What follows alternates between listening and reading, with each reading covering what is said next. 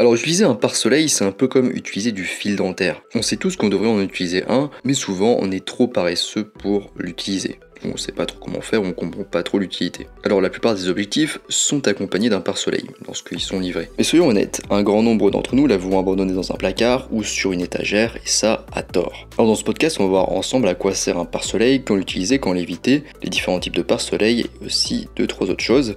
Allez en avant, gagnant. Avant de commencer, je rappelle que sur mon site photomaniac.fr, vous pouvez accéder d'une part à l'article beaucoup plus complet sur le même sujet et aussi à ma formation gratuite sur les bases de la photographie. Alors déjà, qu'est-ce qu'un pare-soleil ? Le pare-soleil d'objectif est un accessoire qui se fixe à l'avant de votre objectif. Il suffit de visser jusqu'à ce qu'il soit bien fixé avant de prendre du coup des photos. Alors pour expliquer le fonctionnement et le principe d'un pare-soleil, faisons une comparaison avec la capuche. Quand la capuche est déployée, elle couvre la tête de la personne qui la porte et offre une protection contre le vent, le soleil, le froid et la pluie. Eh bien le pare-soleil fait exactement la même chose, mais pour les objectifs. Un pare-soleil est généralement une petite pièce circulaire noire en plastique en forme de tube ou de tulipe. On y reviendra sur les différents types plus tard. Et il offre surtout une protection supplémentaire contre les rayons lumineux parasites qui peuvent dégrader la qualité de votre photo, comme on le verra juste après un peu plus tard. Alors maintenant on vient à notre point, à quoi sert un pare-soleil ? Alors sa première utilité, c'est de nettoyer votre photo. En effet, lorsqu'un rayon lumineux pénètre dans l'objectif depuis des angles extrêmes, notamment sur les côtés, il n'atteint pas directement le capteur. Il reste à l'intérieur du verre en rebondissant dans le barillet entre les différents éléments optiques de l'objectif. En conséquence, cela crée des images fantômes, des éblouissements ou reflets dans la photo. Donc finalement, le rôle du pare-soleil est de filtrer toute lumière indésirable pénétrant mal dans l'objectif, tout en permettant à la lumière directe de passer, ce qui permet ainsi de maintenir la qualité de la photo. Et dans des cas extrêmes, notamment si votre objectif est sale, vous avez probablement vu des très gros reflets. Et dans des cas extrêmes, notamment si votre objectif est sale, vous avez probablement dû déjà voir des grosses taches sur l'objectif avec des espèces de gros reflets, gros éblouissements. Alors sur la tic, je mets une photo exemple et sur la vidéo aussi. Ici forcément c'est un peu difficile. Donc un autre conseil qui découle de ça, c'est que pour limiter les nuisances lumineuses, il faut toujours essayer d'avoir l'objectif le plus propre possible. Parce qu'un objectif sale, du coup, ça a tendance à amplifier les reflets. D'ailleurs, petite remarque, le pare-soleil ne coupe la lumière que par le côté et non par l'avant directement. Par conséquent, en fonction de la scène, le pare-soleil peut n'avoir aucun effet. Mais bon, rassurez-vous, le revêtement spécial et la structure des objectifs récents minimisent la réflexion de la lumière, ce qui aide un peu à ne pas avoir du coup trop de reflets ou trop de problèmes avec la lumière.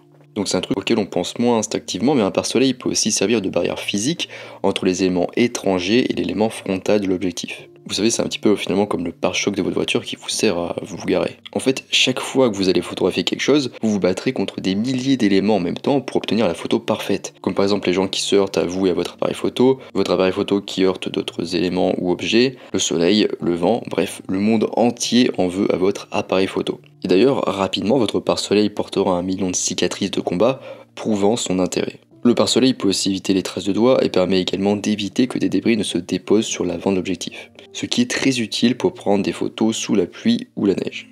Ensuite on passe aux différents types de pare-soleil. Donc il y en a principalement 2 types. On a déjà le pare-soleil circulaire, rond ou en tube.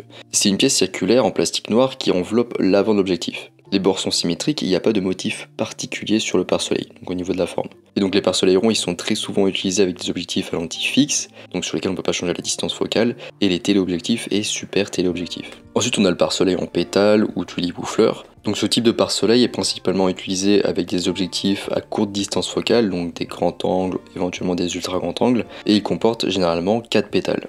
La forme de pétale ou d'ondulation est conçue pour bloquer la moindre parcelle de lumière ambiante de manière optimale. Et d'ailleurs, si on utilisait un pare-soleil rond sur un objectif grand angle, on se retrouverait avec du vignettage ou une éventuelle apparition du pare-soleil dans le cadre. Alors maintenant, quel type de pare-soleil choisir ? Alors c'est pas la peine de se prendre la tête à ce niveau parce qu'il existe généralement qu'un seul pare-soleil et qu'un seul type du coup de pare-soleil pour chaque objectif, qui sera du coup optimisé pour être utilisé dans la plage focale de l'objectif en question. Et si vous regardez bien, la plupart des objectifs ont un nombre affiché sur l'avant.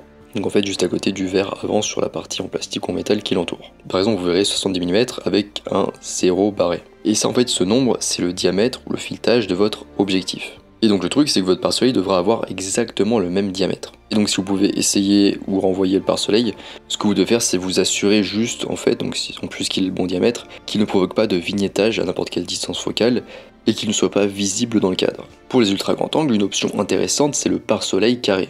Ces pare-soleils sont généralement plus courts et permettent d'éviter du coup tout risque de vignettage. Alors maintenant, quand utiliser un pare-soleil? Alors déjà pour regagner du détail en éliminant les reflets. Alors l'objectif principal d'un pare-soleil est de réduire la quantité de reflets qui apparaissent sur une photo. En effet, les reflets peuvent donner à votre photo un aspect délavé avec moins de détails visibles.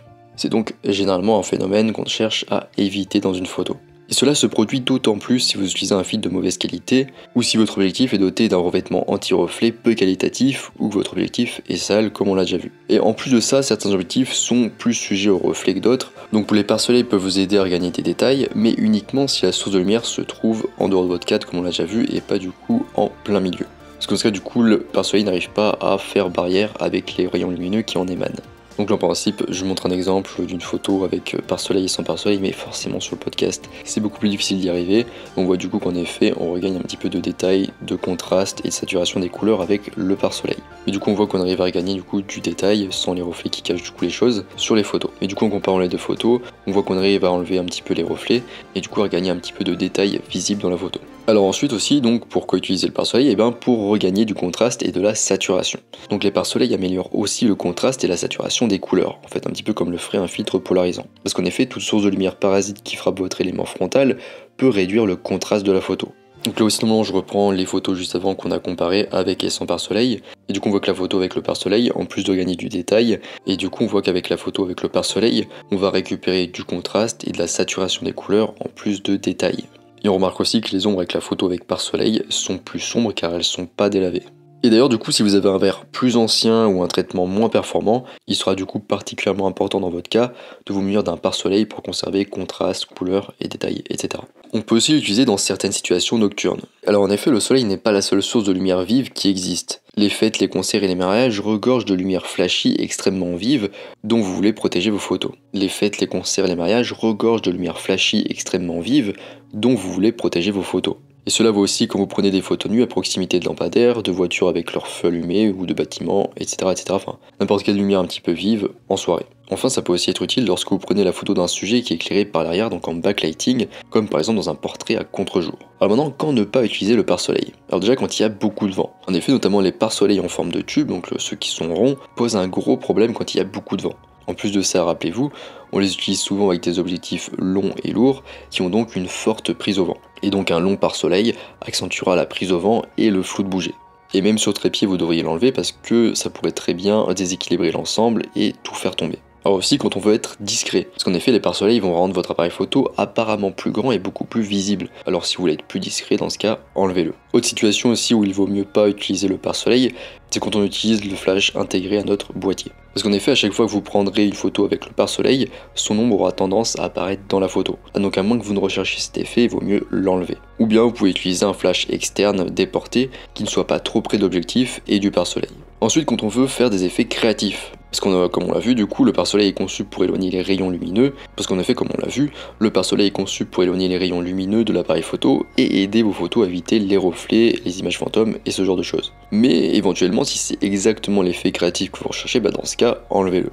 Ensuite, quand vous utilisez un autre accessoire d'objectif, par exemple des accessoires comme un filtre ou un flash annulaire peuvent vous empêcher de fixer un pare-soleil sur votre objectif. Alors petite remarque quand même, on a certains pare-soleils objectifs qui permettent d'utiliser le filtre en plus du pare-soleil. Mais si vous n'avez pas le choix et que vous devez choisir entre le pare-soleil ou l'accessoire, et que l'accessoire est crucial pour la photo, dans ce cas privilégiez plutôt l'accessoire. Parce qu'en effet il y a quand même de bonnes chances que vos photos ne soient pas trop gâchées par des reflets si vous faites attention, et que votre objectif ait un revêtement quand même anti-reflet de qualité. Si en tout cas il est récent. Éventuellement vous pouvez toujours essayer de bloquer la lumière avec votre main. Éventuellement vous pouvez toujours essayer de bloquer la lumière avec votre main libre ou vos deux mains libres si vous êtes sur trépied, ou avec un morceau de carton noir. Vous pouvez aussi vous décaler un petit peu et vous déplacer vers tout élément qui pourrait vous faire de l'ombre à vous et du coup et à votre objectif surtout. Ensuite on évite d'utiliser un pare-soleil quand on a besoin de place. Parce qu'en effet, ranger votre objectif dans votre sac photo avec en plus le pare-soleil attaché à ce dernier, ça peut prendre pas mal de place. Et pour le transport et le stockage, vous avez quand même deux solutions dont on va parler. Donc la première solution la plus simple, très utilisée, c'est tout simplement de fixer le pare-soleil à l'envers. Donc vous le retournez et vous le fixez. Généralement, c'est possible avec beaucoup de pare-soleil.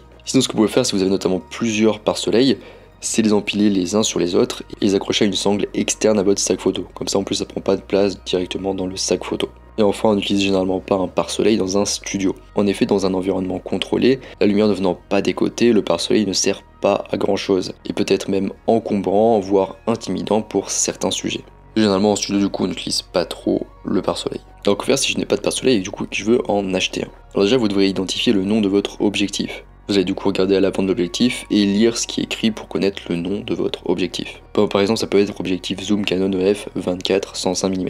Ensuite deuxième étape vous allez faire votre recherche, vous allez simplement taper le nom du coup qu'on a découvert juste avant, suivi de pare-soleil. Donc dans une barre de recherche comme sur Google par exemple, et les choses sont bien faites, du coup le pare-soleil idéal pour votre objectif devrait apparaître. Maintenant, il y a sans doute une question un petit peu ultime qui va vous venir en tête, c'est est-ce que j'achète le pare-soleil du constructeur de l'objectif ou avec une marque tiers? Maintenant, il y a surtout une question ultime qui vous est apparue en tête à ce moment-là, c'est est-ce que j'achète le pare-soleil qui provient du constructeur de l'objectif ou est-ce que j'achète un pare-soleil chez une marque tiers? Alors je vais la faire courte, j'ai un peu plus détaillé sur mon article, mais en gros il n'est pas nécessaire d'acheter un pare-soleil de marque pour votre objectif. Évitez simplement les pare-soleils qui se disent universels. Parce qu'en effet, comme on a vu, il faut vraiment un pare-soleil particulier par objectif. Et du coup, ils seront certainement pas optimaux pour votre objectif en particulier. Parce que chaque objectif a une combinaison de diamètre et plage focale unique, amenant du coup à un pare-soleil spécifique qui lui correspond. Méfiez-vous aussi du coup des longs pare-soleils pour les courtes focales et inversement, si c'est le cas, c'est un petit peu suspect. Donc voilà, on est à la fin de ce podcast sur le pare-soleil, j'espère que ça vous a plu. Je vous rappelle qu'en description, vous pouvez accéder à l'article beaucoup plus complet sur le même sujet. Vous pouvez aussi accéder à ma formation gratuite sur les bases de la photographie. Moi je vous laisse ici à vos pare-soleils et je vous dis à bientôt sur les internets mondiaux.